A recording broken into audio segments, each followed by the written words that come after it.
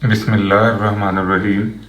अस्सलामुअलैकुम वरहमतुल्लाहि वबरकातुहू। लाखों करोड़ों दरूद सलाम नबी करीम सल्लल्लाहु अलैहि वसल्लम पर और आपकी आल पर। आज बेटा हमारा टॉपिक है law of independent event. If A and B are two independent events then prove that probability of A intersection B is equal to probability of A and probability of B। अब ये उस सूरत में है कि जब आपके दोनों इवेंट्स जो हैं इंडिपेंडेंट हैं। सबसे पहले बेटा हम इंडिपेंडेंट इवेंट का कॉन्सेप्ट जो है वो क्लियर करेंगे। देखें, दो इवेंट्स जो एक दूसरे की प्रोबेबिलिटीज़ को इफ़ेक्ट नहीं करते उन्हें हम इंडिपेंडेंट इवेंट कहते हैं। जैसे अगर आप दो कॉइन्स टॉस करें तो पहले कॉइन के ऊपर हेड या टेल आता है, इसका कोई इफ़ेक्ट नहीं है दूसरे सिक्के के ऊपर हेड और टेल आने से। ये देखें, दो बच्चे एग्ज़ाम देते हैं तो एक का रिज़ल्ट जो है वो दूसरे के रिज़ल्ट पे इफ़ेक्ट नहीं होता। दो फीमेल हैं जो बर्थ के प्रोसेस में हैं, तो एक के यहाँ बेटी या बेटा पैदा होता है, इसका कोई असर नहीं है कि दूसरी के यहाँ बेटी या बेटा पैदा होगा। यानी ये सारे के सारे जो हैं ये इंडिपेंडेंट केसेस हैं। हम इसको प्रूव करते हैं। Let A and B be two events having M1 and M2 sample points from two independent sample spaces। अब ये दो सैम्पल स्पेसिस हैं, एक S1 है, एक आपके पास S2 है, और इन दोनों सैम्पल स्पेसिस के अंदर दो इवेंट पड़े हुए हैं। एक इवेंट A है, एक इवेंट B है। इवेंट A के आने के फेवरेबल चांसेस जो हैं वो M1 है और इवेंट B के आने के फेवरेबल चांसेस जो हैं वो M2 हैं। सैम्पल स्पेस S1 जो है इसके टोटल चांसेस N1 है और सैम्पल स्पेस S2 जो है इसके टोटल चांसेस जो हैं वो आपके पास N2 हैं। तो इसका मतलब प्रोबेबिलिटी ऑफ A फिर क्या होगी? प्रोबेबिलिटी ऑफ A है M1 over N1 and probability of B जो है ये M2 ओवर N2 है।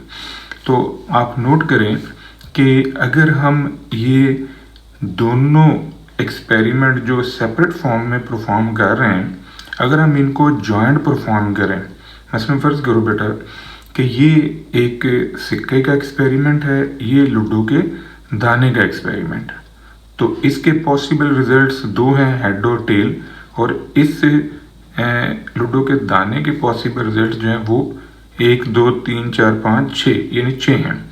तो अगर मैं सिक्का और लूडो का दाना एक ही हाथ में पकड़ के टॉस करूं तो वो एक्सपेरिमेंट जो है वो फिर जॉइंट होगा सिक्के और लूडो के दाने का। तो उस सूरत में फिर टोटल केसेस कितने आएंगे? 12, 2 सिक्के के और 6 जो है ये लूडो के दाने के। तो 2 × 6 करेंगे तो ये आपके पास 12 पॉसिबिलिटीज़ बन जाएंगी। इसी एग्जाम्पल को आपने मद्देनज़र रखना है। तो ये जो N(F) है ये जॉइंट एक्सपेरिमेंट का सैम्पल स्पेस है जिसमें दोनों सैम्पल स्पेसिस के रिजल्ट्स को आपने आपस में मल्टीप्लाई किया है। तो इसी पैटर्न पर आपने दोनों इवेंट्स की जो जॉइंट अक्रेंस है उसको स्टडी किया है, यानी दोनों इवेंट इकट्ठे आते हैं। तो ये N(A) और N(B), N(A) के फेवरेबल केसेस M1 है और N(B) के फेवरेबल केसेस जो हैं वो M2 हैं। यानी event A and B are independent events, so there will be N1 and 2 possible outcome for the joint events A and B.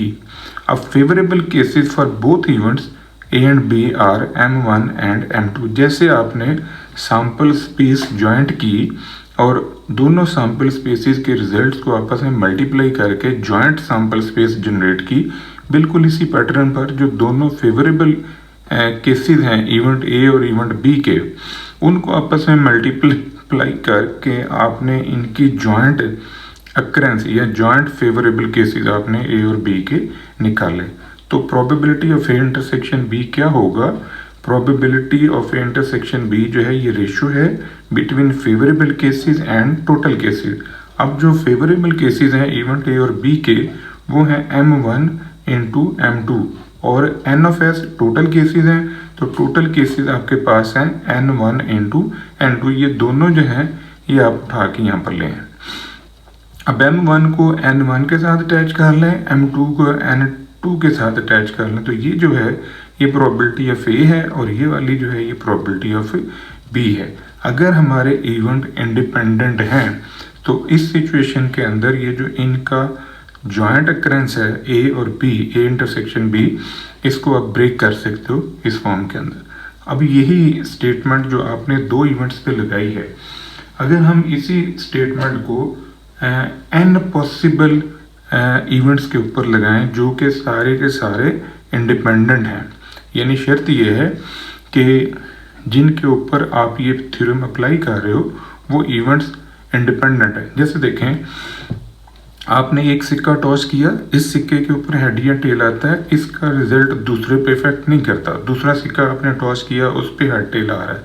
इसी तरह तीसरा सिक्का, चौथा सिक्का, अप टू सोन केथ काइन, यानी जो केथ सिक्का है उसको आप टॉस करोगे तो उसके ऊपर हेड है या टेल है, इसका कोई इफेक्ट नहीं है पिछले सिक्कों के रिजल्ट्स के ऊपर। यानी कि सारे सिक्कों के जो रिजल्ट्स हैं ये आपस में इंडिपेंडेंट हैं।